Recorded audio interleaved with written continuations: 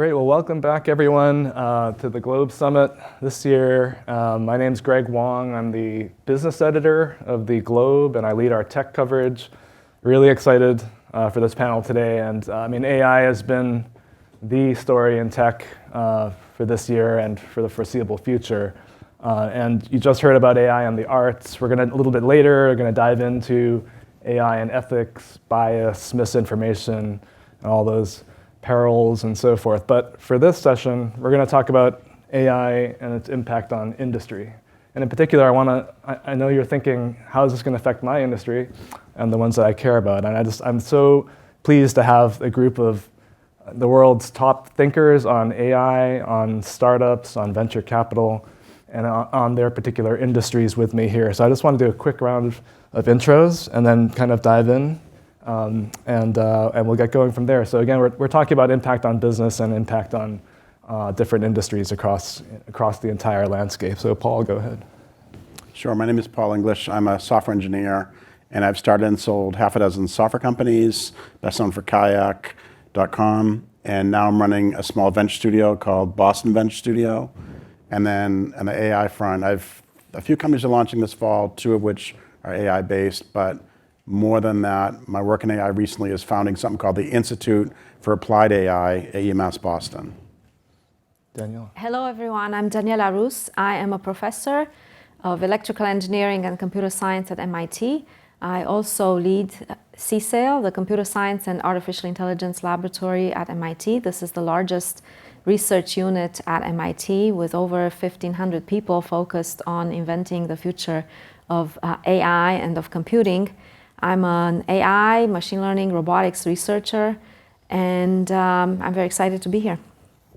Hi, everyone. My name is Mark Succi. I'm a physician at Mass General Brigham. I run the incubator for the system called the Mesh Incubator. I'm one of the strategic innovation leaders at the tech transfer office called Mass General Brigham Innovation.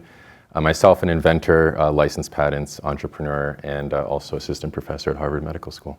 Great. Thank you all. And we're going to also, in a later session, dive more deeply into the healthcare issues, because AI is just rolling out across the board in that industry. But so let me just go down the line and pick and choose a few spots here. Paul, let's just dive right in. And what's the biggest impact that you see kind of right now of AI across industries? So what's the impact? Yeah, I'm both excited about AI, but also a little bit nervous. On the nervousness, there's definitely going to be a bunch of job displacement. I'm hoping that, as with every prior tech evolution, the industrial revolution and onward, that while some jobs will be automated, more jobs will be created. But the jobs that I worry about most are people whose job is to take a bunch of inputs and produce a bunch of outputs. AI is very good at that. Like journalism.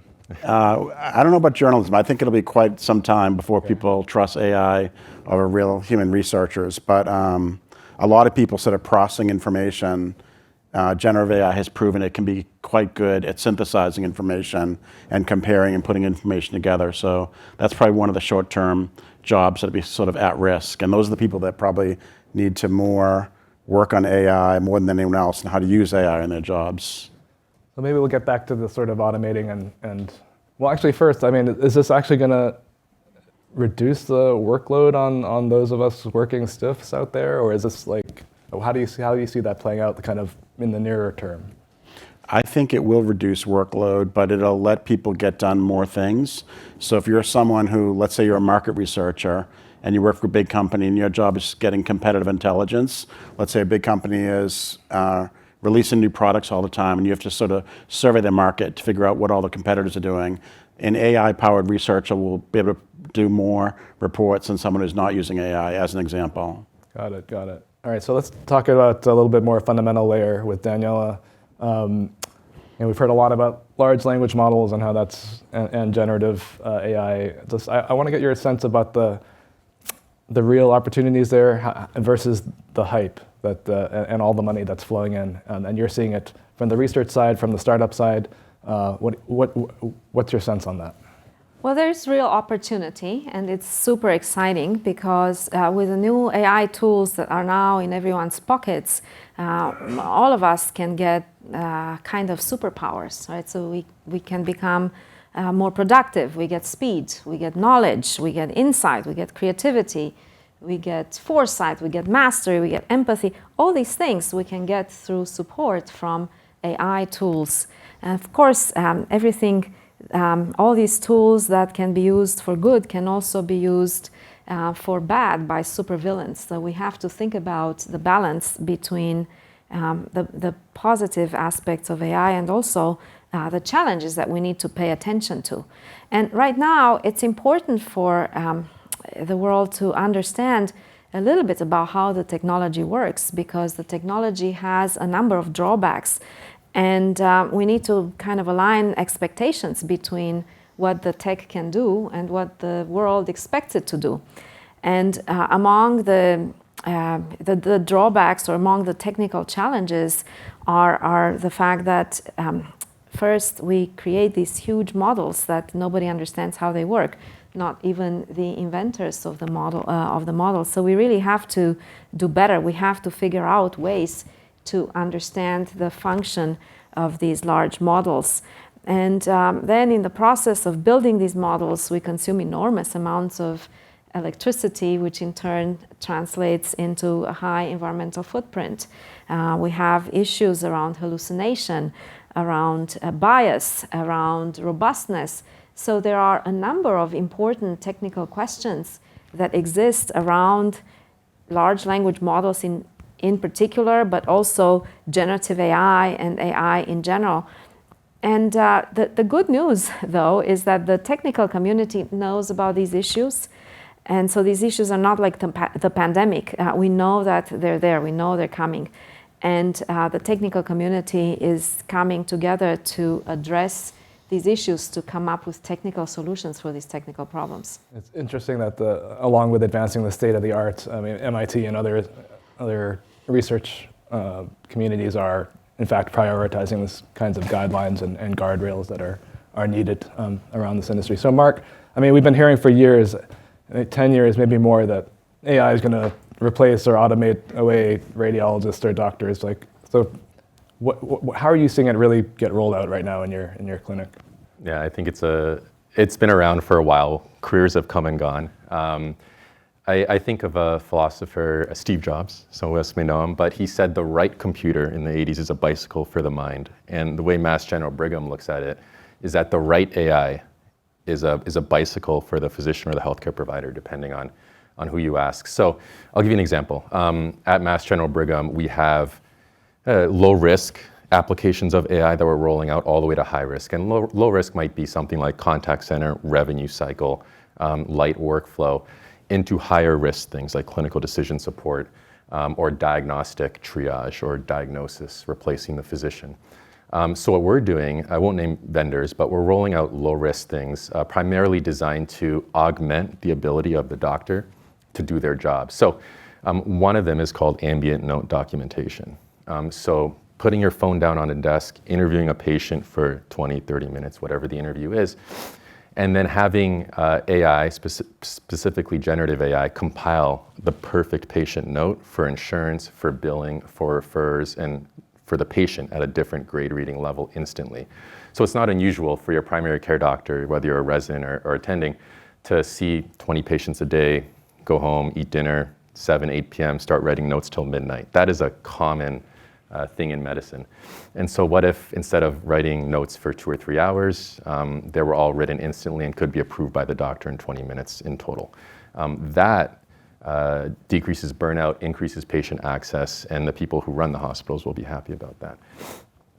The second way we're integrating it, one of those more middle scenarios, is some of you may have heard of some hospitals charging for patient messages when you email your doctor through Epic or whatever your medical record system is. And so we get these emails. It's called in-basket. And there's way too many emails coming in from patients that physicians or your doctor or your healthcare provider can go through in a day. So we're putting generative AI in the in-basket to do context-specific drafting of responses. So if I say a patient's a diabetic and they say, hey doc, the last few days my blood sugar's been such and such, generative AI could, one, triage that. This is important. I'll put it to the top of your in-basket. But also say in the context of the patient, okay, you're on these medications. It drafts the response. These have been your blood sugars. This is your HbA1c, chronic measurement. and then leave a response line for the physician to come in and say, okay, this is the change we'd like to make. So those are two relatively low-risk ways that we're testing right now at MGB. I mean, how's the adoption going? Is there any pushback or issues with using it? I would say we've done a good job at the culture at MGB, and Harvard is one of innovation and cutting-edge research, so most people are open. Of course, healthcare in general is very slow-moving. In our beta tests, the adoption's obviously people who are interested in using it, so it's going well. But I think you bring up a great point, is that the fact is the technology will be there in multiple different industries, not just healthcare. You think construction, food service. The adoption into healthcare is what's going to string it out for many years.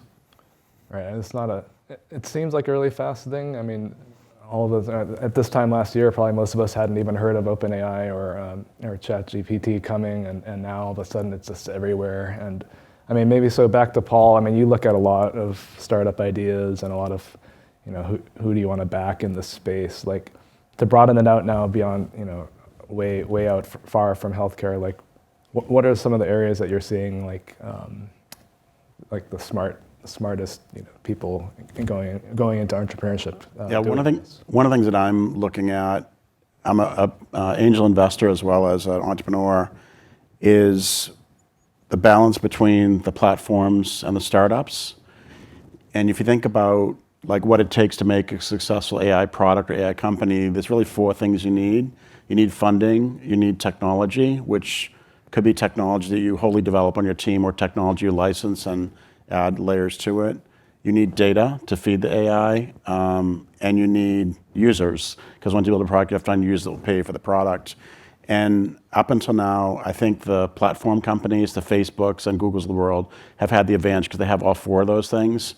But I'm also seeing a lot of innovation with startups, and I'm kind of betting on the startups to sort of out-innovate and move faster than the big companies. But it will be interesting to look at that shift about whether the platform companies can hold on to their positioning, their power, or in what cases will new leaders emerge. I think, we talked about large language models. Although like ChatGPT is shockingly good at medicine already, it wasn't trained specifically on medicine, but it's pretty good at it. It's passed the American Medical Exam.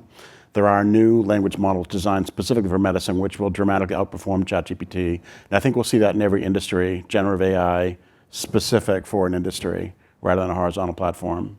But actually, Mark, would you agree with that it's that good for medicine already? Yes, because we just did a study on it that said it's about 72% accurate in being a physician, and that was 3.5. And so to that point, 4 is already out. And that's about the level of an intern or resident, so it's remarkably good, and that's a generalist model. I go to the doctor, I don't want them to be 72% accurate though, right? That's right, yeah. Well, it's like, how accurate is a doctor really, is the question, yeah. Right? I mean, what's your batting average? Is it supposed to be, 1,000? Right. You're an all-star if you have, 30% hit. So the most likely use case in X 5, 10 years is most likely going to be as a professional intern or resident. So triaging, working up, but human in the loop, obviously a doctor in every case, right? You can't just autonomously have AI. And that brings up other issues like who gets seen by AI or who gets seen by a doctor. And there's all sorts of can of worms. So. If I can jump in general, when we think about the state of the art in AI technology today, these systems do make mistakes. So it's difficult to think of situations where we can yield control to them, which is why, in general, it's much better to think about AI as a kind of an assistant that can run around, find patterns in data, and present them to you, so you, the leader, the decision maker, the human, can make the decision. And but what AI can do goes beyond what is possible to do with the naked eye or the kind of time that we have in our hands. And so assistive is a very good way of thinking about AI. But we can also think about AI as augmenting, where the AI system works side by side with a person and supports the person. And in fact, here I really love an example that was done a while back at the Brigham with Harvard researchers, where doctors and machines were given scans of lymph node cells to say which one is cancerous and which one is not. And the people performed better than the machine, 3.5% error versus 7.5% error. But when the doctors and the machines worked together, the error rate improved by 80% to 0.5%. And this is because humans work differently, think differently than machines, but when you put it all together, you can get the best of both worlds. Danielle, you bring up a great point, because I mean, the errors that you're seeing out there that AIs can make are just flabbergasting, and like how stupid it can seem, because it doesn't not really understanding things. It's just statistically, modeling things. But keeping the human in the loop seems like the key, and how humans learn to work with AI seems to be the key. And there's actually a question that came in on the Slido on the virtual about how students should be prepared to work with AI as they enter their careers. Are you seeing now at MIT when kids are coming in there for grad school, do they have a different mindset right now with how do you use AI and account for its errors, its strengths and weaknesses? Well, let me just say everyone is excited about AI. Everyone wants to learn about AI, wants to use it, wants to improve it. And so that's really great, because we need all the minds, all the brightest minds in order to move the field forward and make the tools better. And so in terms of what you need in order to adopt AI, well, first of all, you need to have a good mindset. You really need to know a little bit about computing and programming, and then you can learn about AI on top of that. It's useful to know a little bit about probabilities and statistics, because the methods that we have today are really deeply rooted in probabilities and statistics. But above all, you need to be curious. And if you want to apply AI to any kind of field, you need to be a kind of a bilingual. You need to know the tech, but you also need to know your field where you want to apply the technology to. And so this is a different way in which we have to think about training people. And at MIT, we have begun to offer a number of what we call blended degrees, where we co-train our students in computer science, which includes AI, but also in different disciplines, so that they can think with a clear mind about the combination between the AI techniques and the discipline. Is there more emphasis now on blending that with, I mean, like you're saying, blending the hard engineering with the humanities and liberal arts? Or is that, are you seeing that? It's up to the students. Some students are very interested in an education that blends disciplines, and some students are interested in being sort of hardcore computer scientists or electrical engineers, and that's where they want to invest their time and energy in. Yeah. Paul, how about, I mean, are the entrepreneurs that are pitching you, are they aware of the kind of ethical side of things, or are they just like, I want that $10 billion startup? No, I mean, in my startups, we very much talk about bias in AI and ethics in AI. At UMass Boston, it's one of the things we're going to be studying. It is a really important topic for people. But I am seeing everyone, like every role at all my companies, every single person is using AI. It's pretty amazing that it's not just the engineers. I think the strongest engineers, one of the head of engineering at one of my companies is a full-time coder and running engineering. He told me about 30 to 40% of his code is written by AI now. But everyone is doing it. Our researchers are doing it, our designers are doing it. I got a resume this week for a marketing internship, and it was a pretty good resume. It was someone who's a friend of a friend. And at the bottom, it listed all the tools that she uses, like Midjourney and Stable Diffusion. And it then said this resume was partially written by AI. I called her immediately, because someone who admits that they're trying to develop a superpower by using AI in their career, I wanted to talk to that person. I mean, and as a coder yourself, what's the quality right now of It needs to be, Copilot is pretty impressive from Microsoft and GitHub, but it needs to be audited. It's not there yet. You wouldn't let it design something from scratch and run it. Although there have been some really interesting examples. There was someone on Twitter a couple months ago now that, I don't know if any of you remember the game Flappy Bird, but there was someone on Twitter who created a working Flappy Bird program. I think it was in 5 minutes, just by querying AI and describing the app, and they built a running program. It was pretty cool. But I do want to say that Copilot and the auto generation tools are really best at boilerplate code. They are not going to solve your problems. So it's not like they're replacing the programmers, but they are empowering the programmers to be faster. And you mentioned marketing. Is there another couple of quick examples of non-coder or engineer that are using AI in your companies? I have one person in one of my companies right now that's writing a presentation to raise money. So presentation will be presenting to venture capitalists. And the slides where it's on market analysis, competitive analysis, those slides are written largely by AI, edited by that person on my team.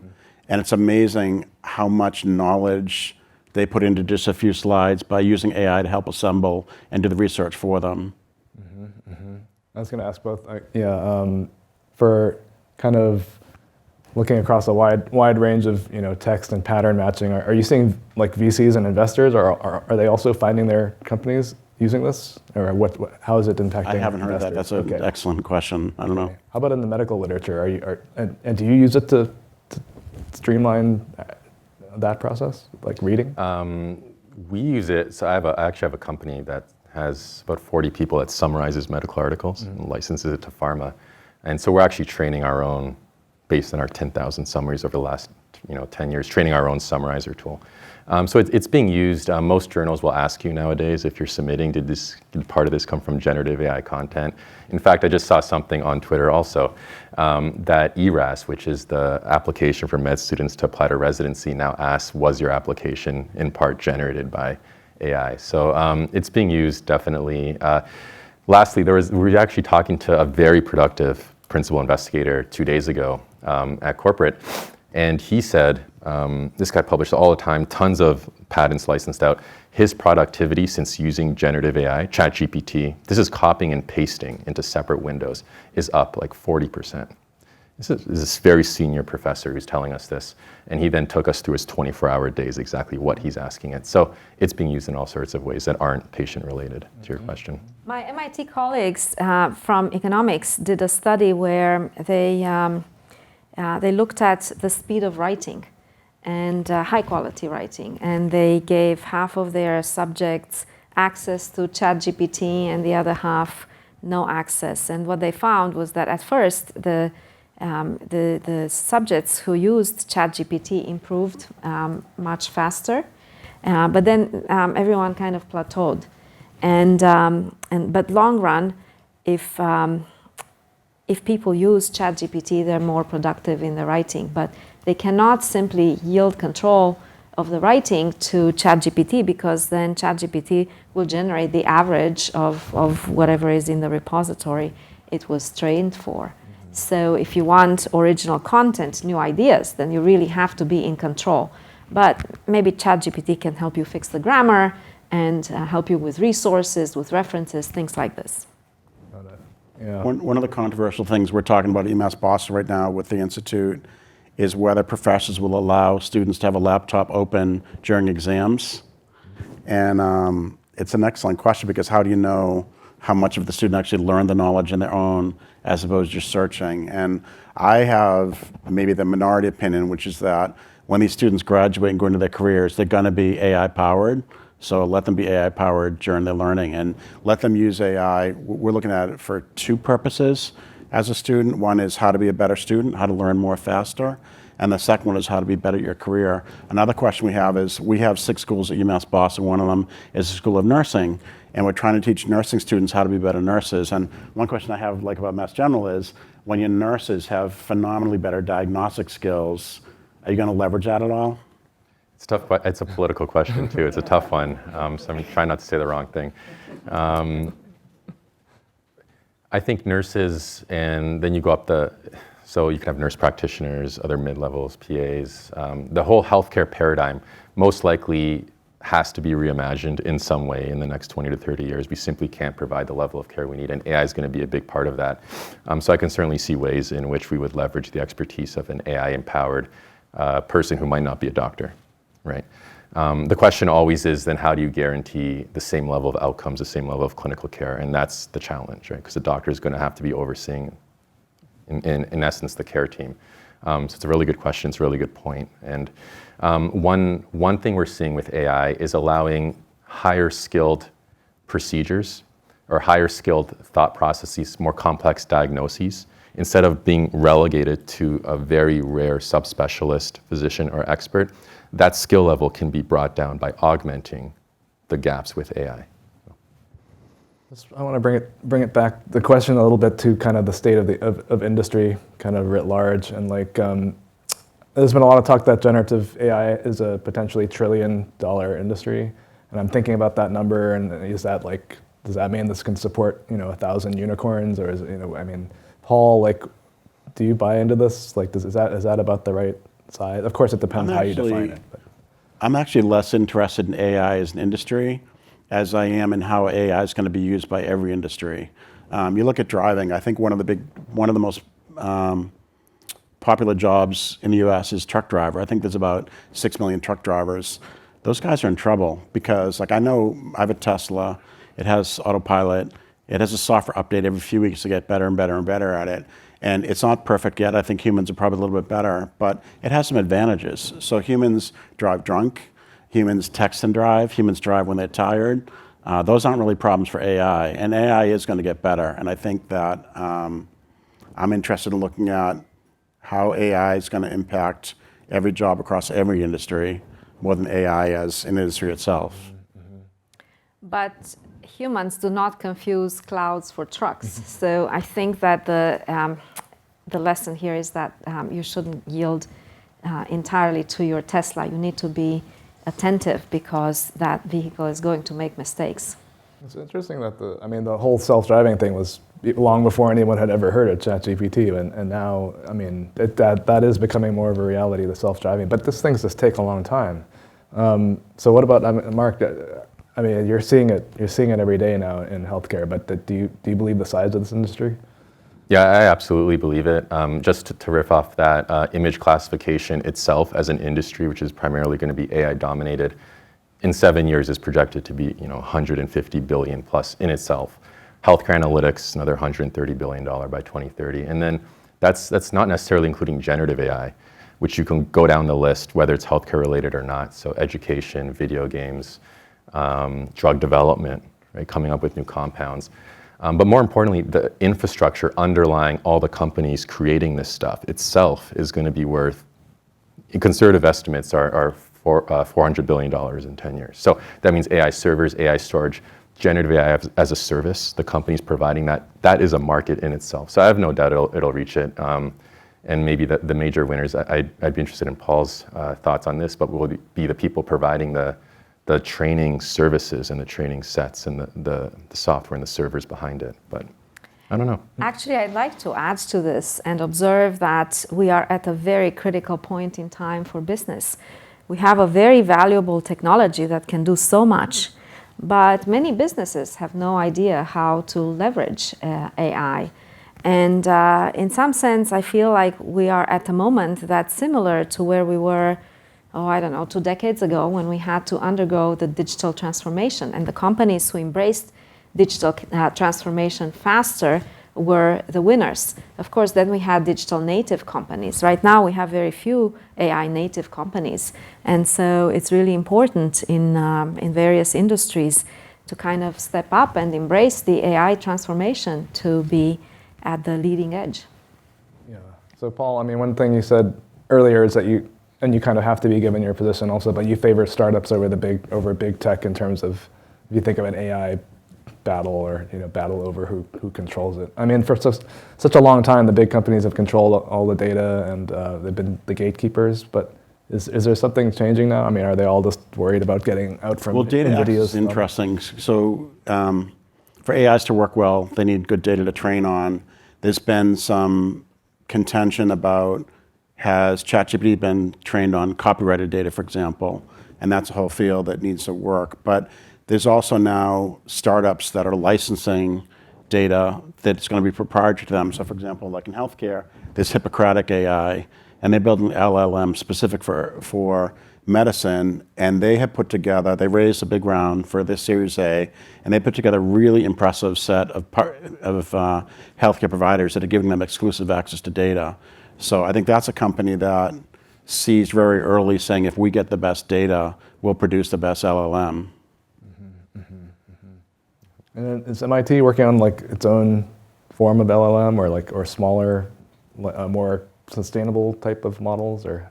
Well, we have a lot of work in building foundational models, but in general, we think about our work as addressing the limitations of today's solutions, inventing new solutions, because if we don't come up with new ideas, we're going to reach a plateau. And right now, most of the ideas that we are deploying with AI solutions are ideas that were invented decades ago.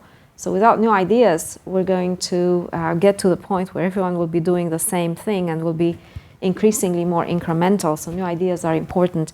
And then the third bucket is new applications. And in each of these buckets, there is the need to work with foundational models, but then there is also the need to work with other topics and solve other types of problems. For instance, we have a lot of people at MIT who are addressing the lack of interpretability of machine learning. And this is done with new models that, by definition, make small, compact models that could be analyzed and interpreted, or adding layers that are especially incorporated in the model to ensure safety. So that's one bucket of research. Other people at MIT are working on the bias and the accuracy problem. And so we now have technical solutions that will remove the bias from the model. And that's very exciting because it's something quite actionable. And then there are a lot of people who are really thinking about new types of applications. So in our last few minutes here, I just want to switch to like a more of a lightning round format and put you guys on the spot a little bit. And I was going to ask, like, what's a surprising area that maybe people aren't talking about enough right now that you might see in your everyday life affected by AI or so forth? And Mark, I'm going to pick on you first. Being in tech transfer, I'll say intellectual property is something that doesn't get talked about a lot, but the whole patent system is based on coming up with an original idea that, knowing the public, you could not have come up with otherwise. And so generative AI is different. It's creating new ideas, presumably, based off training sets, and who owns those new ideas. Can I tell generative AI to create a new drug compound, and then can I patent that, and can Mass General Brigham or another university or hospital own that and then license it and commercialize it? These are questions that we don't know the answer to. So intellectual property, patents, inventions as a whole industry is going to be grappling with this, I think, for a little bit. Interesting. Daniela, surprising area? A lot of them. So let me give you two. So in business, generative AI for mechanical design is an area that is really taking flight. And it's really exciting because, in some sense, for mechanical design, we can't just run a language model or a kind of a foundational model where we predict the next token, because mechanical designs are subject to the laws of physics, which are not folded into these foundational models. And so you have to do something extra with the output of the model in order to ensure that whatever you design actually makes sense. And so, for instance, a large language model doesn't know that if you have a cup, you have to hold it right side up, otherwise the liquid will fall out. These are the kinds of constraints that we need to think about as we consider the application of these systems to physical world interactions. And I also want to say AI for climate. I think that this is such an important topic. AI can really help us with so many insights about what is happening on our planet, and so many ideas for designs that will help us with carbon capture and with other things that we need to do in order to reduce pollution and decrease the overall temperature. But to do all this, AI consumes enormous amounts of energy with a high carbon footprint. So thinking about the right balance between being effective at predicting useful information that will help us improve the climate and doing that in a way that does not contribute more is very exciting. Intellectual property and climate and sustainable AI. Paul, in 5 seconds, what's the surprise for us? I had a meeting this morning at a big law firm in Boston, working on one issue. And there were two lawyers in the room. One was a partner at the firm, and one was a junior person. And I look at what does it mean to be an expert, and how's that going to change over the next few years as people with less years of experience can benefit from the knowledge of thousands of people. And I think the roles of experts is going to change. Very, very interesting. Thank you so much. And I just want to thank the panel for talking us through this AI in industry. Thank you guys. Thank you very much. Yeah. Great.